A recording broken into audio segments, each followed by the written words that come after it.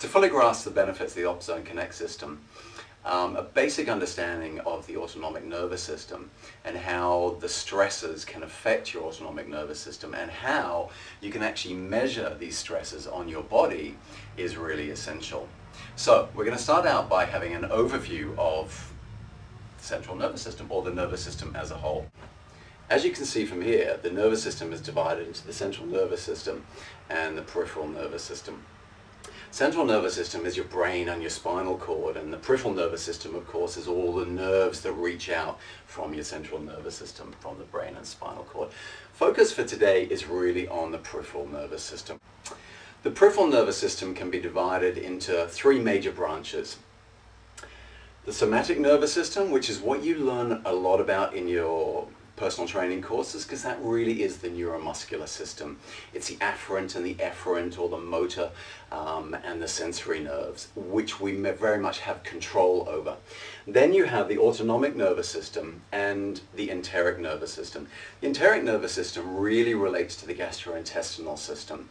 Focus for today is, as we said at the beginning, the autonomic nervous system. The autonomic nervous system, if you look at that word autonomic, what does auto mean? Auto kind of implies automatic, but it also means self-regulating or unconscious or subconscious. So if you were to fall unconscious, two of the areas that your ANS controls are your heart rate and your breathing.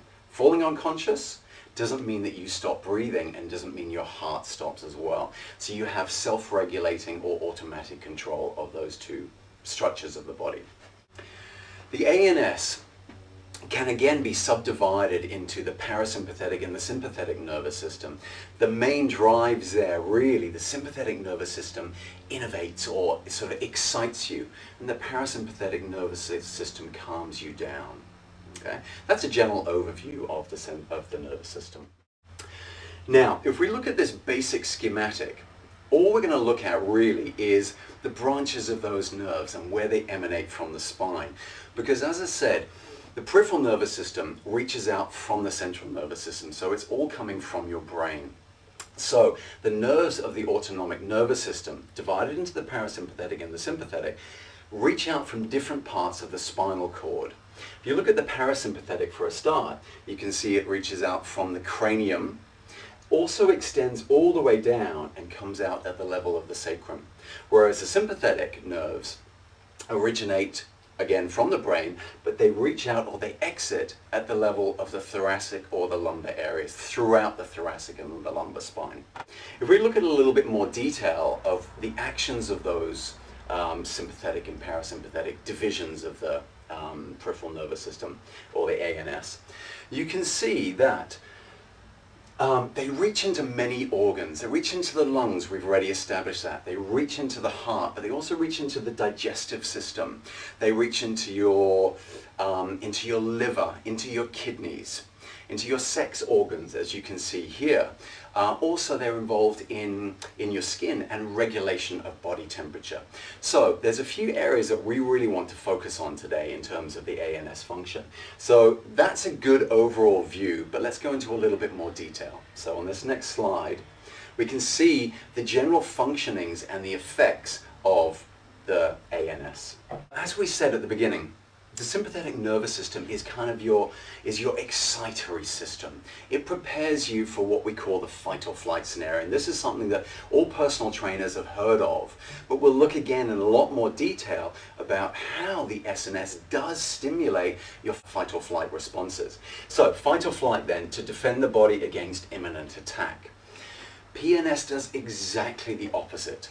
Okay, it calms you down. So once you've been attacked or once you've had to run, your PNS system allows you to recover. It allows you to rest. But it's also involved in digestion processes. So sometimes we call it rest and digest. Sometimes rest and recovery, recuperate and digest. It's all of those calming, recovering, digesting type processes. So allows you to heal, regenerate and nourish the body.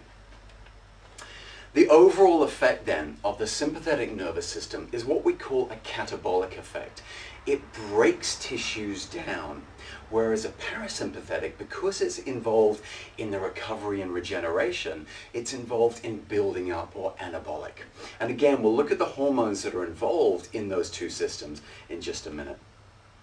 So, organs that are activated by the sympathetic and parasympathetic systems. As we said, when you exercise or when you get stressed, what happens to your heart rate? It increases. Your respiration increases. So those are the first two that we're going to look at there. Heart rate and respiration centers are stimulated by the sympathetic nervous system. Muscles become primed and ready to be activated. Your pancreas releases glucagon. Okay, and we'll talk again a little bit more about the hormones in just a second. Thyroid hormone activated and your adrenal glands activated. Again, glands relating to hormones, that's the next section. Parasympathetic nervous system, all of those organs are really digestion related organs. The liver, the kidneys, the pancreas producing insulin, the spleen, the stomach, small intestine and colon. So that's very much your digestive process that are controlled by the PNS. Hormones and chemicals. Adrenaline is a term that most personal trainers are familiar with. Noradrenaline, maybe not so much, but they're both produced by the adrenal glands, specifically by the adrenal medulla. Now, the sympathetic nervous system stimulates the adrenal glands to release adrenaline into the body. So what does adrenaline do? Two of the things that we know that it does do is increases heart rate and increases your respiration rate. But it does a lot more than that. And this ties in very much with, I suppose in terms of the catabolic effects of the sympathetic nervous system. Adrenaline stimulates the fat cells to release to the blood supply. Because again, remember, sympathetic nervous system is the fight or flight part of the ANS. So, what is fat used for in the body? Well, it's used for energy. Now, when you experience a stressor, especially in prehistoric times, your body and your brain doesn't know whether you need energy for 5 seconds or for 5 hours. So it will try and raise your fat levels in your blood to be used as an energy source, and it will do the same thing with sugar. So what it's trying to do is give you energy for the activity that you've been stimulated for. Okay, so adrenaline stimulates the fat cells to elevate in the blood. Adrenaline also has a direct effect on the liver. And as you'll know, liver is one of your primary storage sites for glycogen. We store glycogen within the muscles and within the liver. So, with the stimulation of the adrenal glands producing adrenaline, it stimulates the liver to break down glycogen into your basic carbohydrates, into glucose. So what that does is releases glucose into the blood, elevates the blood sugar levels, allowing you to have energy for the exercise that you're about to do. So adrenaline, fantastic. It's a stress hormone, but it's a very appropriate stress hormone, as all of these stress hormones are. This whole group of hormones here, adrenaline, noradrenaline, glucagon, and cortisol, are all called stress hormones. Glucagon has a direct effect on glycogen within the liver, and that's really the only effect that it has in terms of raising your blood sugar level. So it breaks down the glycogen, releases sugar into the blood, so you have again that energy for the exercise that's coming. Cortisol. Now cortisol is an interesting hormone in the respect that it's been somewhat maligned in the industry. Everyone says, oh, cortisol, that's a really negative hormone. It's not. It's just a stress hormone, and it was designed in prehistoric times when we needed energy. Okay, what it really does is it's involved in raising your blood sugar levels. So it has that same effect on the liver. It breaks down glycogen to raise your blood sugar levels, but it's also involved in what's called gluconeogenesis. Genesis meaning the creation of, gluconeogenesis, the creation of blood sugar.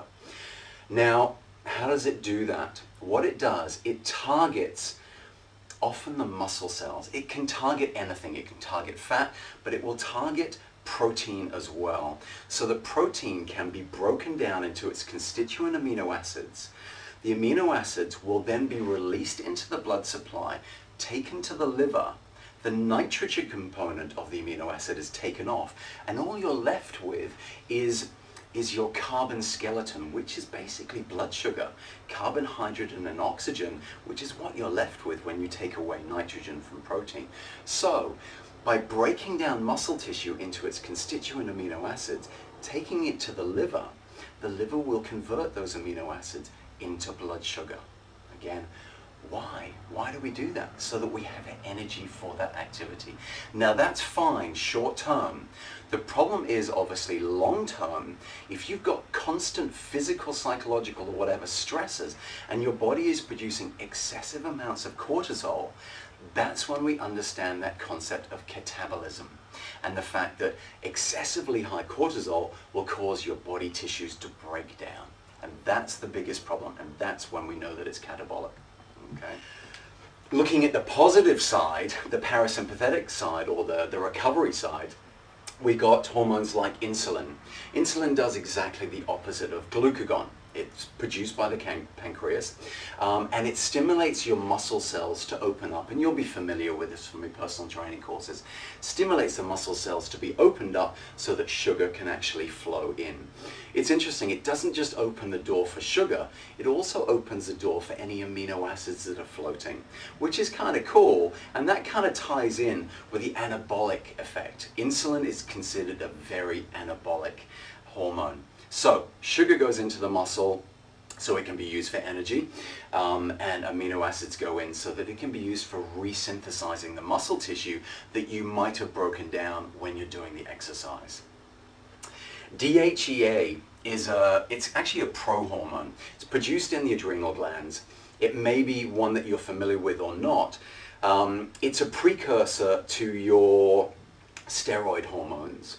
Steroid is not that scary term. It's just basically testosterone and estrogen that you produce in your body. Obviously men producing more testosterone, women producing more estrogen. So if your body is stimulated to produce more DHEA, it can actually channel it towards production of testosterone or channel it towards the production of estrogen, males and females. And again, those are your anabolic hormones. They're your recovery hormones. So this happens after exercise, when you're not stressed. So that's all the recovery systems. So DHEA converted to your steroid hormones, very, very anabolic. Body functions that are activated by the sympathetic nervous system then. Obviously, blood pressure elevates as your heart rate goes up, cardiac output goes up, your blood pressure is going to go up as well. Increases blood sugar, as we've already elaborated, and increases heat production. All of these things prime you ready for the activity that you're about to do.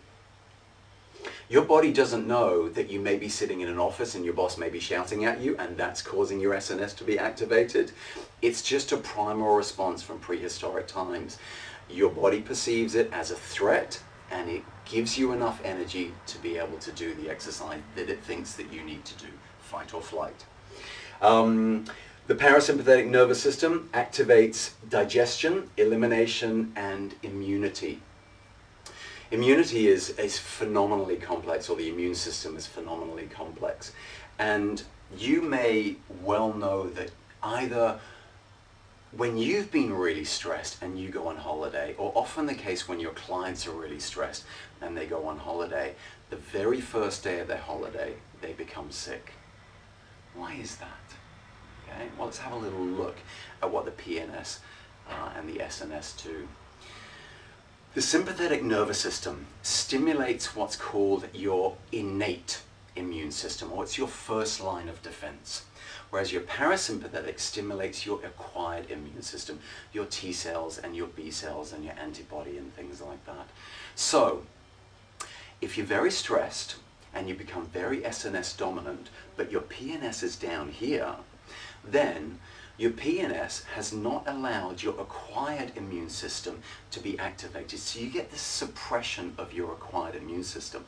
But because your SNS is up here, you've still got that first line of defense. And these are cells like natural killer cells, monocytes, macrophages that are flowing around the blood, ready to attack any bacteria that's coming in. So, if you're highly stressed, you've still got your innate first line of defense. But when you go on holiday, what happens? Well, your stress levels go down, your first line of defense goes down, and it takes a long time before your acquired immune system comes back up again. So your first day of holiday, where are you? Your acquired immune system is down here, your innate immune system is down here, you've got no lines of defense. That's why you become sick. Quite interesting. Okay, psychological qualities then. Sympathetic nervous system is stimulated by emotions. So fear, anger, and aggressiveness. These are really your primal responses, and again it goes back to prehistoric times where all of those emotions will elicit that stress response, which is really appropriate because the only stresses we had were really physical stresses back then. So we had to, fight or run away from a predator. So guilt, sadness, and willfulness are what we often call the modern malady, the emotions that have come with modern day time. But the problem with that is they still stimulate exactly the same response to the SNS. So you can have the fear, but you can also have the sadness, and you get the same SNS response. Sympathetic nervous system, calmness, contentment, and relaxation. All these one things, and they help cover. It's like meditation, yoga, tai chi, body balance, deep breathing, all those type of things stimulate that calmness, which in turn stimulates the parasympathetic nervous system. So factors again that cause the activation. Exercise, of course, is going to cause your body to get excited. So it stimulates the SNS. Stress, fear, worry, what's sometimes called stinking thinking, or those really negative thoughts, they'll activate the sympathetic nervous system. To activate the PNS, rest, sleep, meditation, relaxation therapies, paced breathing, and emotional contentment. All of those calming things stimulate a calming response to the body, not surprisingly. SNS dominance, PNS dominance. What happens if you push your exercise too far? We do know, if you look at this performance arousal curve, for every individual and for every activity, there is an ideal arousal level to create optimum performance. For example, if you're a snooker player or an archer or a darts player, you don't want to be hyped up. So, in terms of your arousal performance curve, your optimal arousal is going to be way back here to give you that optimal performance. Whereas if you're a sprinter, a power athlete, a league player, you really need to be kind of hyped up. So again, your arousal curve will be somewhere over here to give you that optimal performance. If you go beyond that optimal arousal, you'll have a performance decrement, which again your coach is not going to be very happy about. But if we think about what you're doing with your clients, yes, they're not going to be able to push as hard, but they're also more likely to get injured because of that performance decrement. So if you have excessive arousal, they are more likely to get injured. So just keep that in mind as we go through the next section on overtraining, because that is more a chronic effect of doing that repeatedly. So this next chart really looks at the overtraining paradigm. If you do this consistently, as I said, if you train your clients and you push them hard, and a lot of clients do like to be pushed hard, if you train them hard frequently, then that overexcitation and that overstimulation of the sympathetic nervous system doesn't allow the parasympathetic nervous system to rebound and cause full recovery if you're doing it too frequently. And what really determines that are two things: the intensity of the exercise that you give and the volume of the exercise. And you combine high intensity and high volume, and your SNS is going to be way up here. And it takes quite a long time before your PNS gets activated after high intensity exercise. In fact, studies have shown that it can take as long as 2 days after intense high volume training before the PNS really kicks in enough for you to get full recovery from the activity the day before. So again, if you're training your client, or even if they're training only with you 3 times a week, but they're coming into the gym every day, their body, their physiological systems may not have time to completely recover. Now, you know that whole concept of overtraining, pushing your body too hard, mechanical overtraining. But there's also chemical overtraining, psychological overtraining, physiological, neurological overtraining, neuroendocrine overtraining. All of these systems are interlinked. If you push too hard, all of these systems will start to malfunction. And we can actually, interesting enough, measure it through the autonomic nervous system, which is what we're going to talk about a little bit later. So, overreaching is like your acute overtraining. If you're not allowing enough recovery time, if you've got a normal PNS, but you're not allowing enough recovery time, then your body hasn't fully completed the anabolic processes. Now, women, don't be worried about anabolic steroids. All we're talking about there is recovery. And most women want to maintain muscle tone. If you don't do it, if you don't give enough time for recovery, or if your PNS is not activated enough, your muscles won't have recovered enough for you to be able to work out hard enough on the next training session. So, inability to recover can also come from a depressed parasympathetic nervous system.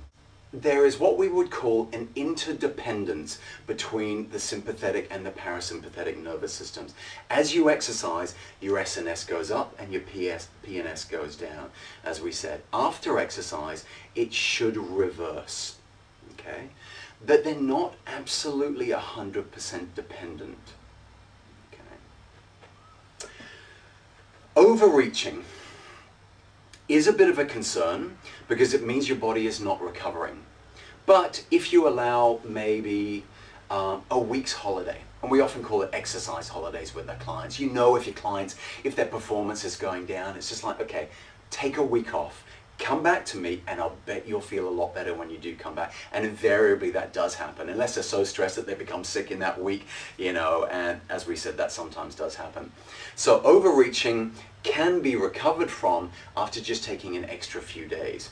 Where it becomes serious is where it gets to the point of what we call overtraining.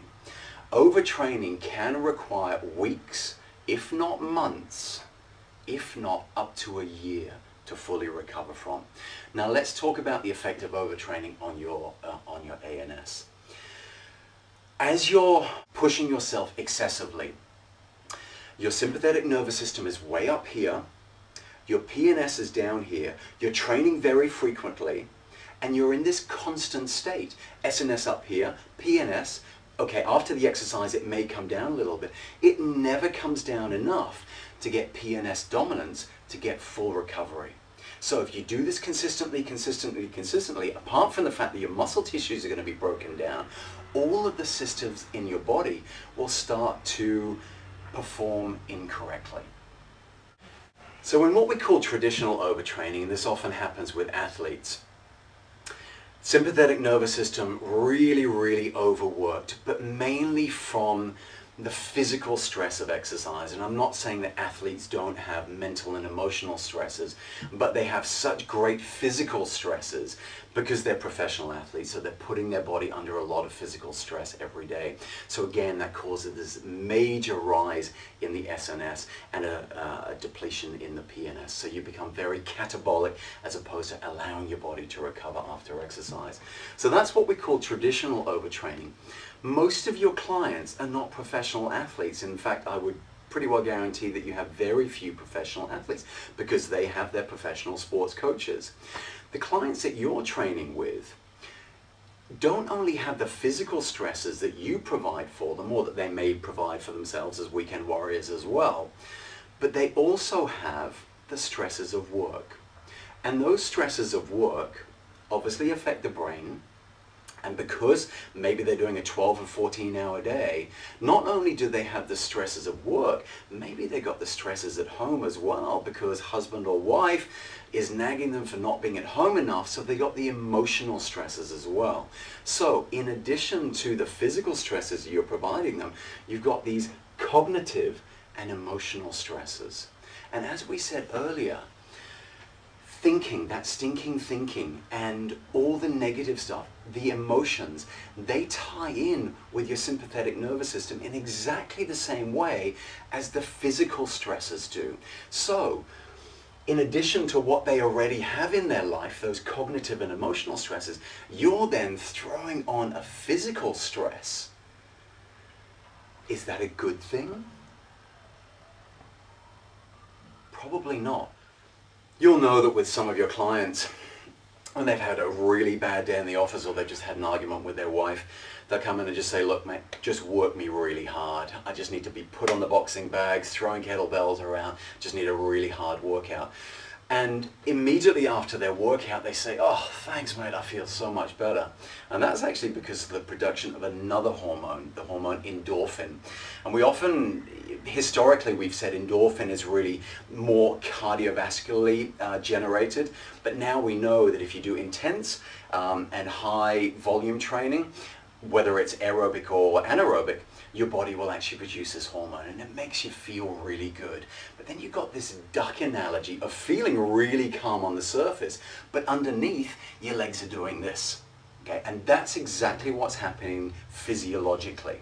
All of your SNS system has been stimulated and you've gone into complete catabolism. So what you've done is you've thrown physical stress on top of cognitive and emotional stress. And as much as psychologically they feel good, their body has gone straight into catabolism. So if you're SNS dominant for a long period of time, it puts a stress on the body apart from all the internal organs, etc. The glands that are responsible for producing those hormones will start to burn out. Your adrenal glands will start to burn out. So remember, your adrenal glands produce adrenaline and noradrenaline, and they stimulate a lot of the metabolic processes in the body. They raise your heart rate, they cause your respiration to increase, they stimulate fat release and carbohydrate release. So if you push somebody consistently or they experience stress for really, really extended periods of time, whether it's physical, cognitive and emotional, or all three of those, it can lead to what we call burnout. And that is partly psychological, but very largely to do with your adrenal glands. It's called adrenal burnout. So what does that do to your system? If your body is not producing adrenaline, your SNS goes from being exceptionally elevated to dropping all the way down. Your PNS is still way down here because you've been overworking, you haven't given enough time to recover. So when you're SNS dominant, you tend to be PNS low chronically. What happens when your SNS comes down? Does your PNS automatically rebound?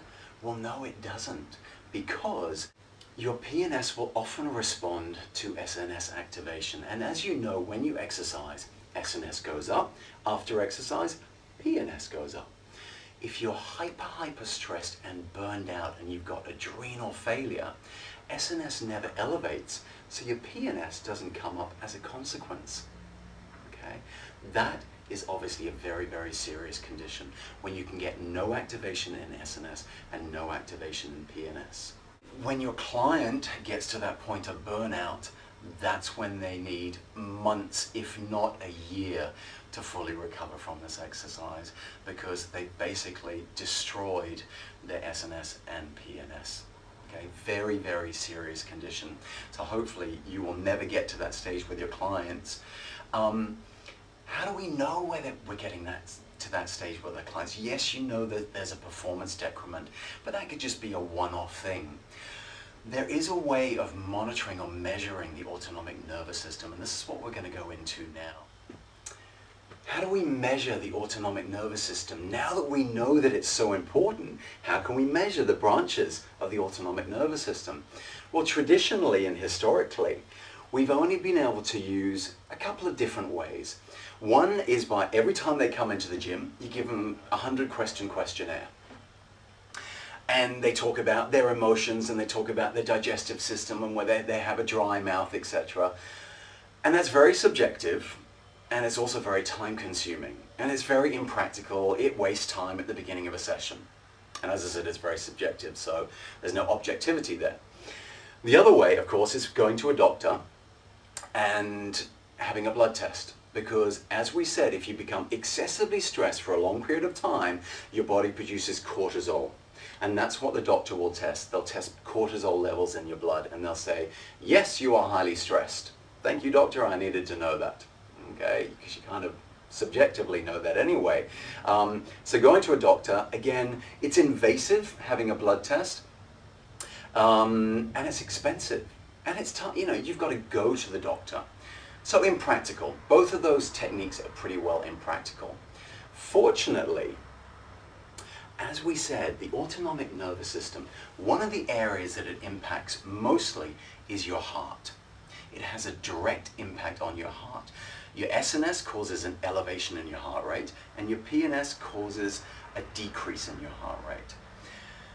This is where the concept of heart rate variability comes in. At rest, if you use a heart rate monitor, 60 beats per minute, 60 beats per minute, 60 beats per minute, looks very, very consistent. Because what that heart rate monitor does is averages out 3 or 5 beats prior, and it averages it. So you don't get this. But if you looked at it beat per beat and you're a healthy person, there should be this variation in your heart rate. There should be an increase and a decrease every beat. That's called heart rate variability. If you look at this graph here, and you look at these 3 beats, this is an ECG reading. So you've got your PQRST curve, and what we're looking at here is the period between those 2 R spikes.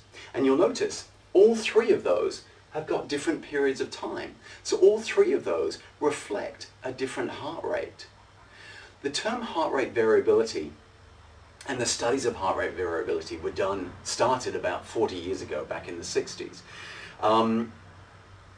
Variability, the term flexibility is actually, I think we're adopting flexibility a little bit more than variability now, because flexibility implies flexibility of your body to adapt to whatever's coming in, to any stresses, any thoughts that are coming through your head.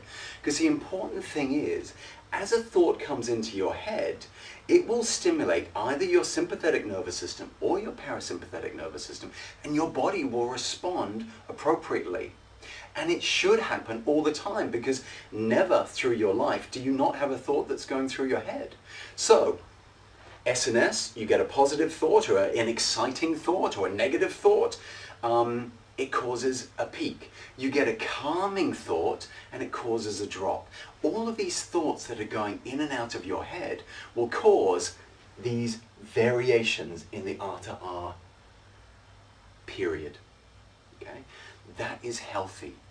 If you don't have any variation in that R to R period, it's an indication that you have ill health. It means that your SNS and your PNS are not working together.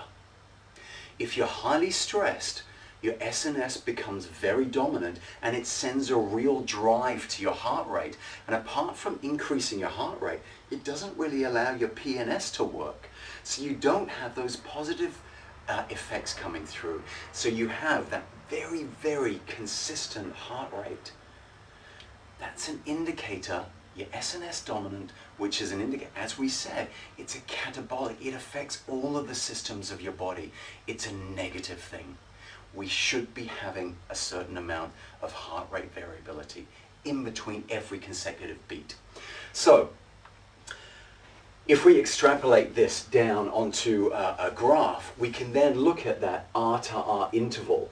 And between each beat, you should see that period there is a little bit lower. It goes up, goes down, goes up, goes down. That's what we're looking for. Heart rate variability. Healthy. High heart rate variability means healthy. Remember that. If we look at this graph, this is looking over about a 2 or 3 minute period. And you notice it's not a smooth curve. It's a very jagged curve. But let's look at that sort of undulations first. When you breathe in, your diaphragm is being stimulated by your SNS, your sympathetic nervous system, to contract.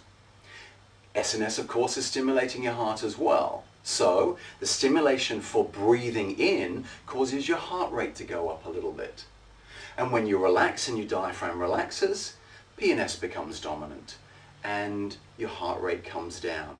So superimposed on this graph, that's exactly what you're seeing.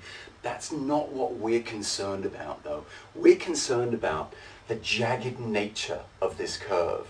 If it is jagged, that's a good thing because it means your brain is responding to every stimulus that's coming through. So SNS and PNS are working with each other to cause those small fluctuations, the interbeat variations in heart rate. That's what we're looking for. That's healthy. Now, I could look at this graph and go, okay, that's jagged. Looks good. Okay, but how good is it? How bad is it? Is my SNS working really well? My PNS working really well? I can't, just by looking at that graph, I can't tell you that. Looks pretty good. So what mathematicians have done is they've taken a graph like this and used an algorithm to look at the power of your sympathetic nervous system and your parasympathetic nervous system. Mathematically, it's incredibly complex, but what you come out with is a graph that looks something like this, where in your low frequency power, that reflects activation of your sympathetic nervous system. In the high frequency power, that reflects activation of your parasympathetic nervous system. So if you look at this example here, this person is a little bit activated in their SNS and a little bit underactivated in their PNS. So historically, what we've used is an electrocardiogram or electrocardiograph. And as you can see from this little graph underneath here, what we're looking at is those R to R intervals, as we've already elaborated on. Using ECG, you've got to plug loads of electrodes over the body. It's pretty invasive. You've got to go to the doctor. It's expensive. It's accurate. It's certainly accurate because you've got 5,000 samples that you're taking per second. But again, how practical is it to go to the doctor every time you're feeling a little bit stressed? Okay? It's a good recommendation if you're highly stressed, go to the doctor. But on a daily basis, you're not going to be going to visit the doctor. So with an ECG, we have the full sinus rhythm here. So you've got the PQ-RST curve. But all we really need to know is that R to R period. So as all we need to do is measure that interpulse period, we can use a very simple tool called a PPG. By attaching this to your ear, what it does is sends an infrared light into your microvasculature of your blood supply and measures that pulse. And what that gives you is really that RR interval, or that interpulse interval. That's all we need. We don't need this complex ECG, because that's all we're looking at, RR interval, or the interpulse period. So plugging this PPG into your laptop and using the Opzone Connect software, you can actually measure the amount of heart rate variability. And as we said, that's a direct indicator of how your autonomic nervous system is working, whether you're PNS dominant or SNS dominant. So again, this tool can actually be used for guiding your clients into tuning in to how they really feel. If they go on here and they're not necessarily feeling that stressed, and then they notice that they're very SNS dominant, it's connecting with yourself physiologically. The great thing doesn't just say, okay, well, you're SNS dominant or PNS dominant. It gives you a layman's term explanation of where you're at. And it doesn't just give you a snapshot report. It gives you a trend, so you can see if your client is getting excessively stressed, and it will actually interpret that trend and give you recommendations, or give recommendations to you as the trainer. So it's a simple tool that has a direct measure of your sympathetic and parasympathetic nervous system, and with the software, it's in layman's enough terms that your clients can understand it, and you, of course, can adjust the training appropriately. And again, this is not just about adjusting the training on that one day. If you're looking at a trend and seeing, ooh, SNS is going up, maybe they need to take just a few days off, or maybe you need to restructure their training for a week or two. Because again, Your clients don't want to get injured for a start, but they want to get the best out of their results. And that's really what this tool is for, is to enable your clients to get the most out of their training. Prior to this, it's all been subjective or going to the doctor. We didn't really know how the autonomic nervous system was working. Now we do, and we have to use this as a tool to be able to adjust the training with the clients appropriately. So, in closing, I'd just like to summarize what we've gone through today, what we've covered today. Parasympathetic and sympathetic nervous systems, the activation of them is a true reflection of what's going on in your body and your body's response to the stresses that it's receiving. Heart rate variability is a direct way of measuring the activation of the sympathetic and the nervous and parasympathetic nervous systems. So, in my eyes, what we have here with the Opzone Connect system is the missing part of the puzzle, or the part that has been missing. We've relied on intuition, we've relied on incredibly complex systems. Now we have a simple and direct measure of what our client is going through on a daily basis, and we can adjust the training accordingly to maximize the results of their training. That's what we want from our clients. That's what our clients want from us.